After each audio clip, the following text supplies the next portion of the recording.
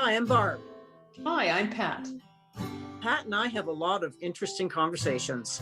Yes, and we thought you might like to listen in to our podcast that we've called Coffee House Inspirations. We hope you will enjoy our topics. Good morning, Barb. Good morning, Pat. How are you?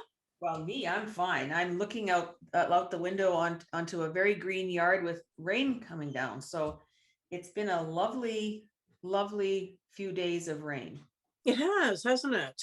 Yeah, and everything is just coming so alive, and it's so vibrant, and it makes you feel better. I know now we'll get a couple of days of sun, and everything will just be bursting. Yeah, it'll be fun. With color and greenery. It'll be fun to watch that, won't it? Yes. Okay, so I guess we should just jump right in. So when we talked last week and we had finished our podcast on the residential school situation and such, it sparked a little curiosity on the whole issue of celibacy. And I don't think either one of us have ever really looked at that before, have we? No. Yeah, so it was kind of a new subject for us, and so we kind of decided that we just take a look at it and see what we can find out. And because I've never really paid much attention to it, I've heard about it. I've heard about some of the controversy in the churches, in the Catholic Church in particular, around celibacy and some possible relation to the misuse of children and youth and adolescents by priests. So where did all this come from? That was that was our question. And why is the Catholic Church so committed to their celibacy and the priesthood sort of thing? So off we went. Okay. Journey. And I found that the further I dug into it, I just was amazed at how an organization can take a historical event and just build an entire belief system around it, which I guess is what we do all the time, and how old this system is within the church, and how much controversy there has been, and how little it's kind of considered on a larger scale. So, when I first start off, what I found interesting was that celibacy is actually means the voluntary being unmarried, and along with that comes abstinence. But celibacy, which I thought was abstaining from sex or anything else for that matter, but that's where celibacy it really means unmarried. Mm-hmm. Did you find that? Well, that's certainly part of the definition, because there's also some controversy around that definition. Exactly. When some people speak about celibacy, they talk about a celibate life and a chaste life, as in married and not engaging any kind of sexual activity. So it depends on depends on where you look at it. If you look at the early church definition, it's a little different. When you look at the definition sort of that the media uses, or that some of the psychological investigations are looking at it, it's a slightly different interpretation. Well, see, that's one of the things that I found, I guess, while I was doing some research. There were so many exceptions. Like, there's so many different churches, and there's an exception to this and that and this, depending on the church, depending on the faith, depending. And I thought, wow, it's not just one kind of blanket thing. And in the early Middle Ages, in fact, the Catholic Church kind of split off from the Western and Eastern the Orthodox and the Eastern aspects of it, because those other aspects of the church, and please, Lord, don't let any theologians be listening to this. Oh, come on now. They split off because they didn't think that the celibacy in the priesthood was healthy, and that they were losing sort of membership, and people were leaving the church and getting married, and there was a different and also a slightly different take on the sort of the holy nature of a family. Mm-hmm. Mm-hmm. And so I saw a couple of things that really interested me, and so they have taken the churches that are committed to celibacy, for example, are going right to the apostles. So the interpretations that they're using and they study over and over and over are based on what the apostles did, and that the disciples of Jesus. Yeah. So this is one that many of his disciples were also, they're talking about that they believe that Jesus was chaste. Yeah. And celibate and unmarried. Yes. And Paul, in his first letter to the Corinthians, recommends celibacy for women. And some of this stuff, you can't make some of this stuff up. And the quote is, to the unmarried and the widows, I say that it is well for them to remain single as I do, because he's saying that he is single and celibate. But if they cannot exercise self-control, they should marry. For it is better to marry than to be aflame with passion. Oh God. And so, I mean, and that's women, and I thought, wow, that's a lot. That's a lot. But trying not to judge, trying to remain open. But then goes on to say, this is from Corinthians, but the early Christian church had no hard and fast rule against clergy marrying and having children. So it was really so open to interpretation. That's what I found too. And yeah. if you would interpret, they call St. Paul in a certain way, because he said, for me, I choose to be chaste or chaste. Mm-hmm. But he said, for others, that might not be so. Exactly. So you can find and make a case, I think, for anything. And then there were all of these councils, that occurred over time. And then, in 1139 AD, the Catholic Church confirmed the celibacy of priests. And then there was some discussion. It went back and forth, and people were constantly looking at what exceptions could be in the celibacy area.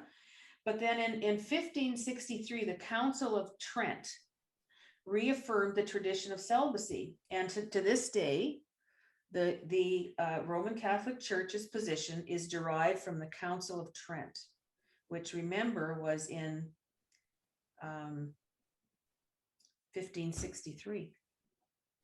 So that's a long haul. And there was also some sort of movement in the church to have some of the more present day popes have a look at celibacy, and they did, but it was overturned. And I can't remember the exact year, but I think it was in the 60s. And the other thing that's really interesting is that there's all sorts of dogma in the Catholic Church that can't be messed with because it's dogma. But the whole concept of celibacy is just kind of like a regulation. So from that point of view, any pope could change it at any time. Well, yeah, I found out that it's not a doctrine, it's a discipline. Yes, exactly. Which means that it's kind of like just a rule or kind of a bylaw, I guess you could say. Yeah. It's not a hard and fast. It's not a hard and fast rule, and then there's a lot of exceptions. Like if they come in married, like if they're married and before they get ordained, or if they become widowed after, I think they can remarry. But I found that there was a lot of ifs, ands, or buts. Yes, and I think that speaks exactly to that fact that it's not doctrine, that it is regulation. And there was also I did read somewhere that that there were, they were using this, and it's hard to say because everybody has something to say about this, but there was some concern that the church was losing to the state, because there was always that church state thing, and the church had Hmm. a lot of control in the affairs of the state, and they were losing some control, so they thought they could up their visibility and their kind of presence and credibility by declaring this celibacy in the priesthood. So their argument was that the celibate priests were totally committed to the matters of the religion and divinity, and that they weren't distracted by wives and family and children and having to pay Hmm. this and that and the other thing. And you're right. So that I came across a couple of Anglican priests who had changed and had moved over to the Catholic Church, but they were married as Anglican priests, and so that was allowed. So there's Yeah. there's kind of like you're saying, like, there's kind of a few things that were exceptions. Hmm.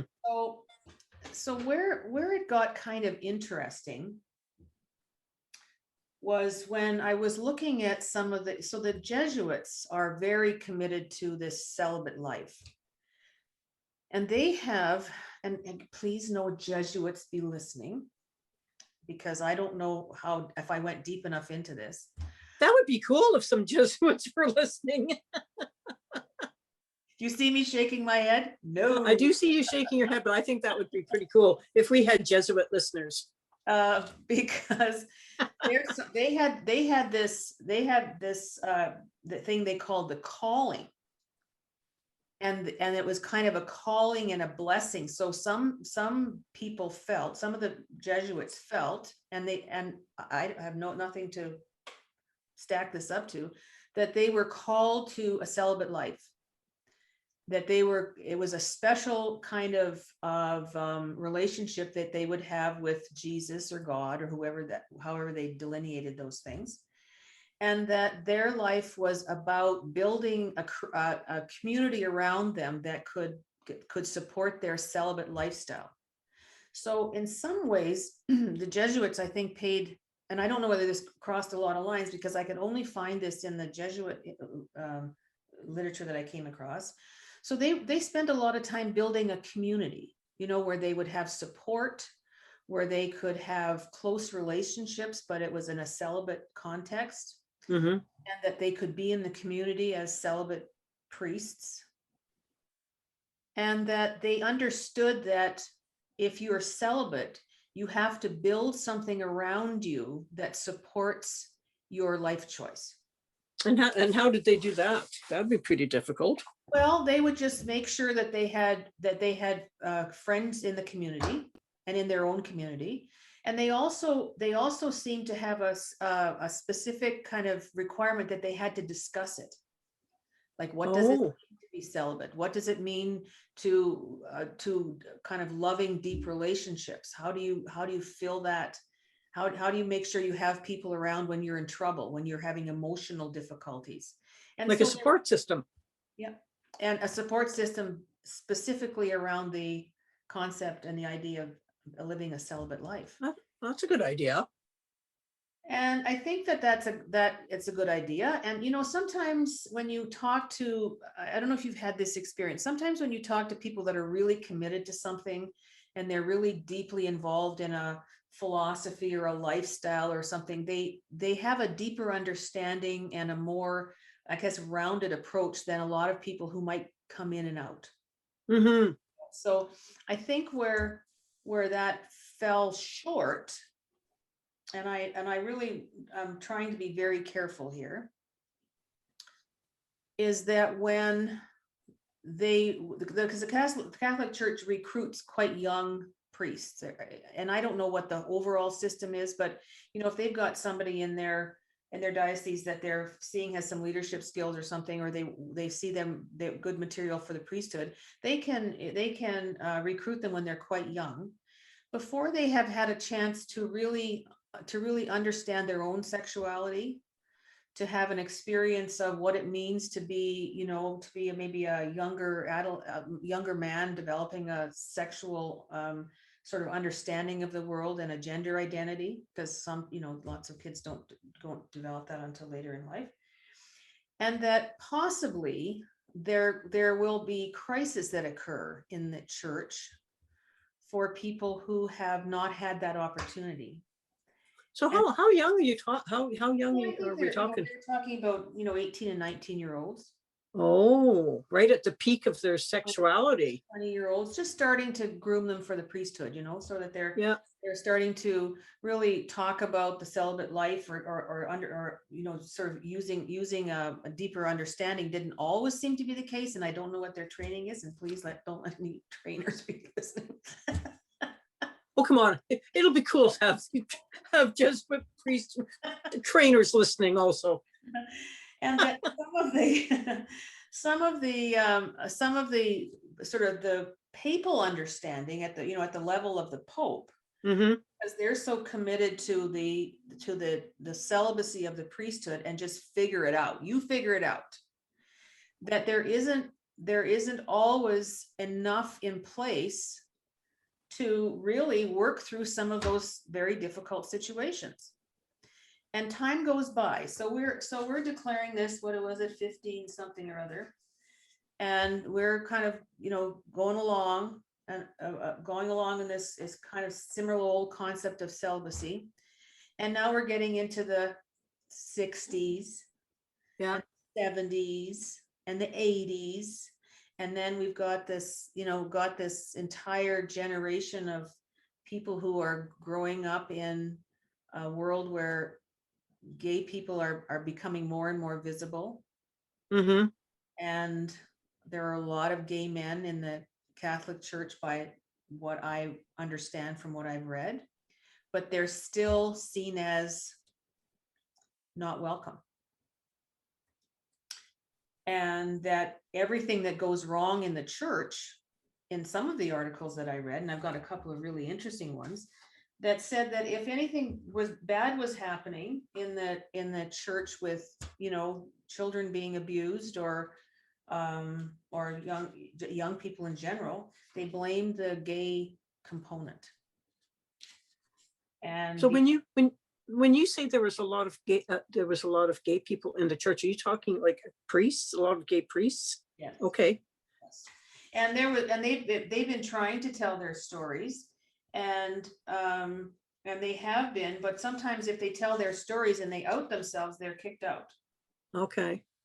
And so you know, it was that they were really having a very difficult time sort of defending themselves against this idea that if there was problems in the church, because it had a kind of a convenient thing for the administration, I guess, because they didn't agree with gay lifestyles.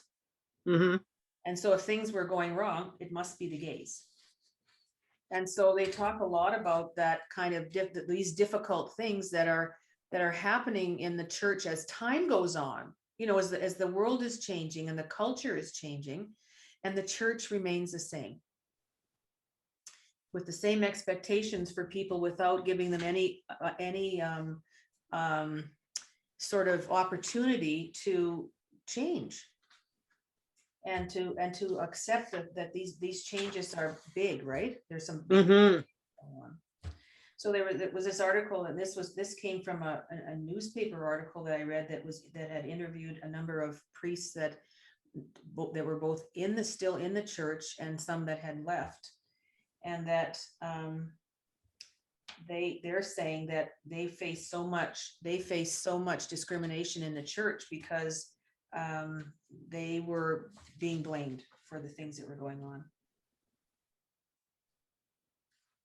Well, I've got a stat here that I found. It says it said the largest empirical research to date by Richard Sipe, so that's SIPE, studied 1,500 Catholic priests over the period of 25 years and concluded that fewer than 50% of Roman Catholic priests in the United States even attempt a celibacy, while only 2% achieve total celibate chastity.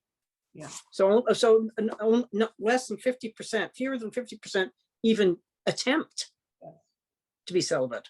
Yes, and I think that speaks to a number of things, because the difference, I think the difference between going into something with a choice to be celibate is very different than, say, joining the priesthood and one of the sidebars is you have to be celibate. Mm-hmm. And because we talk about this all the time. For every person that is in one organization, it doesn't mean that all those people are the same. That's right. But everybody, we've got this idea that because we're talking about priests, we assume that there are so many things that are the same about them. Mm-hmm. Mm-hmm. And that with there, and I also read a couple of articles by people who are working with former abusers.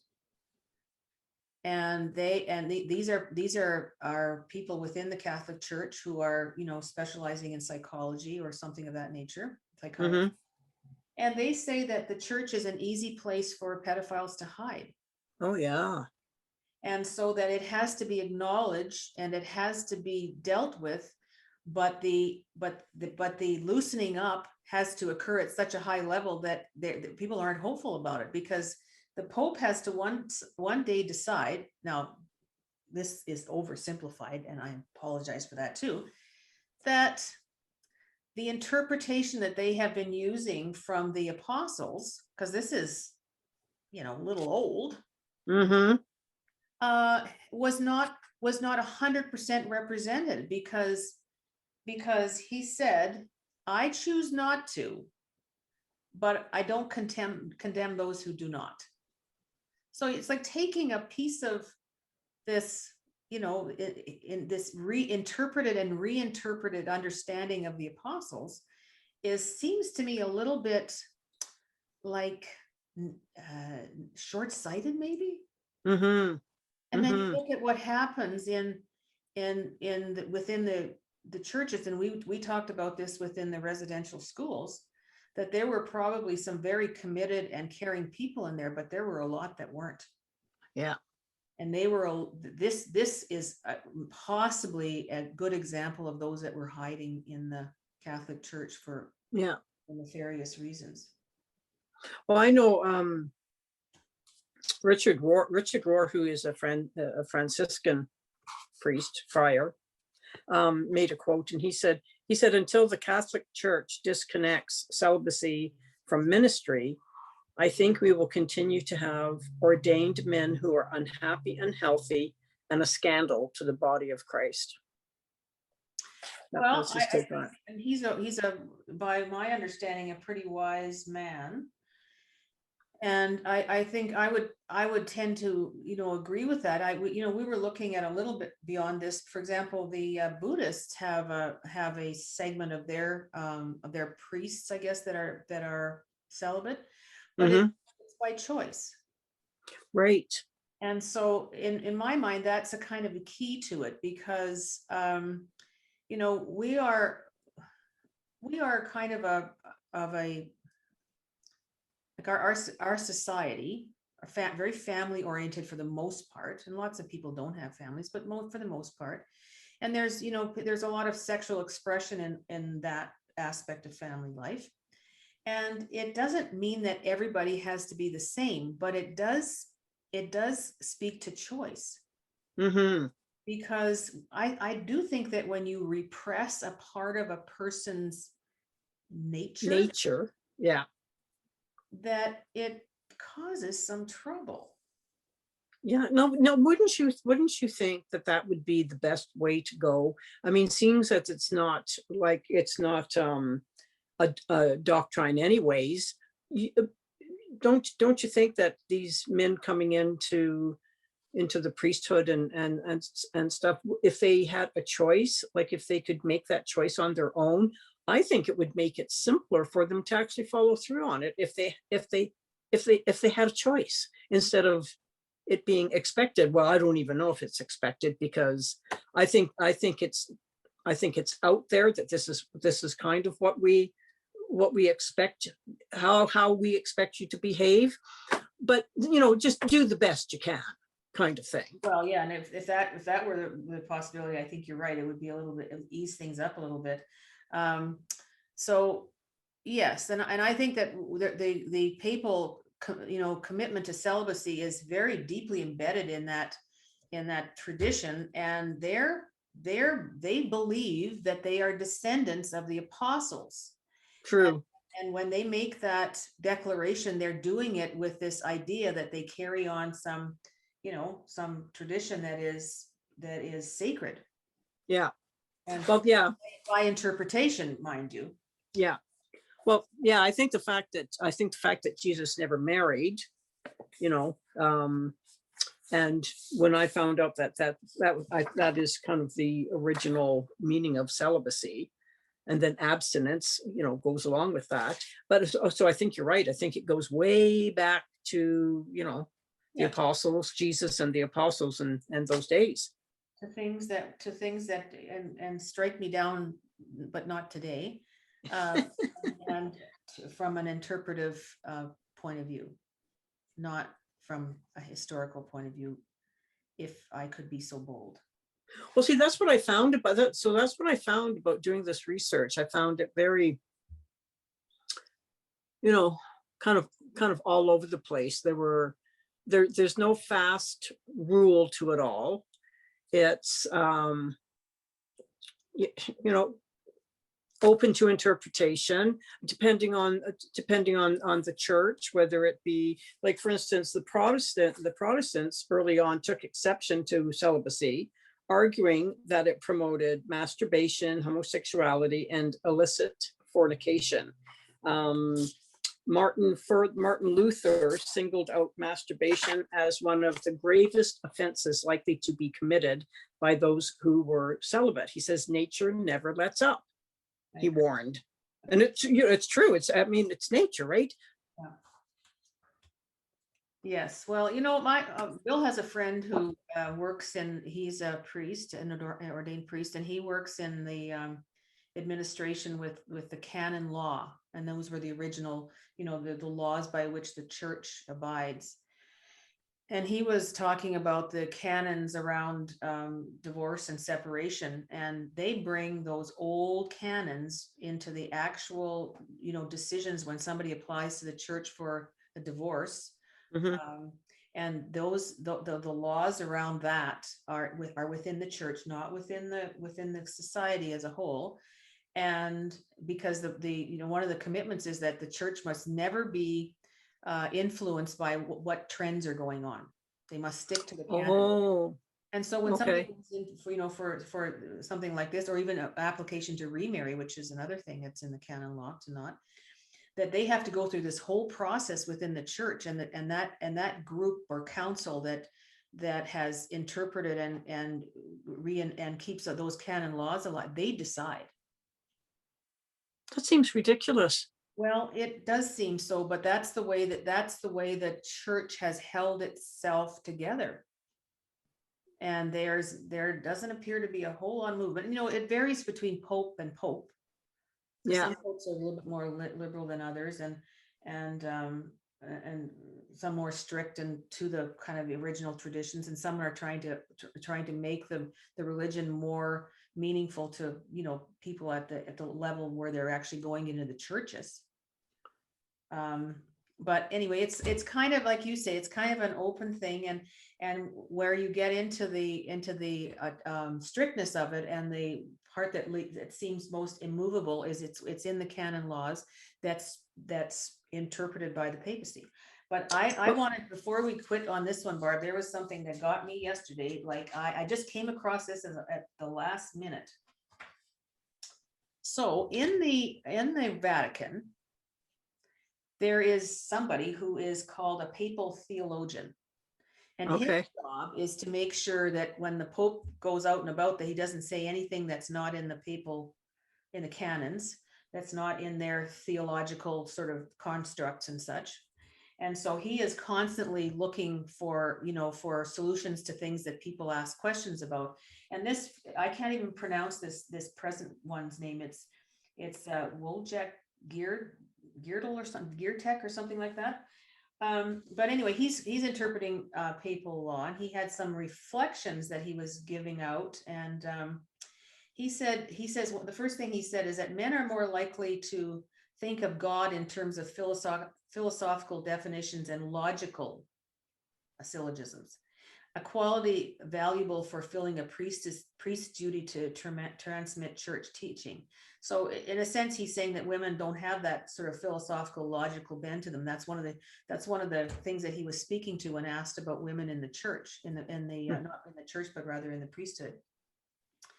And he says that although social and administrative aspects of church life are hardly off limits to women, Geertich said priests love the church in a characteristically male way when they show concern about structures, about the buildings of the church, about the roof of the church which is leaking, and about the bishop's conference, about the concord between the church and the state. So, if you're, well, of course you can't have women in the priesthood because they can't fix a leaky roof.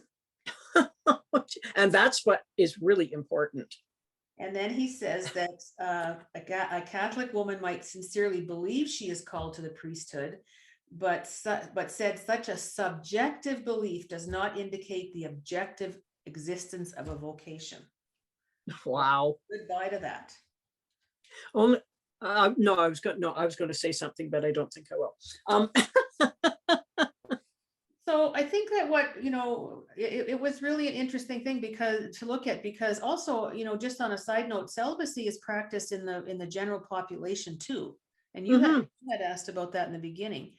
And there are a number of people in general society that choose celibacy. And I was listening to a show on CBC the other day. It was an older one, and it was a woman by the name of Elizabeth Abbott, who is a historian and has written a book on the history of celibacy. Oh. And she writes a lot about within the Catholic Church and other organizations, but she herself is celibate.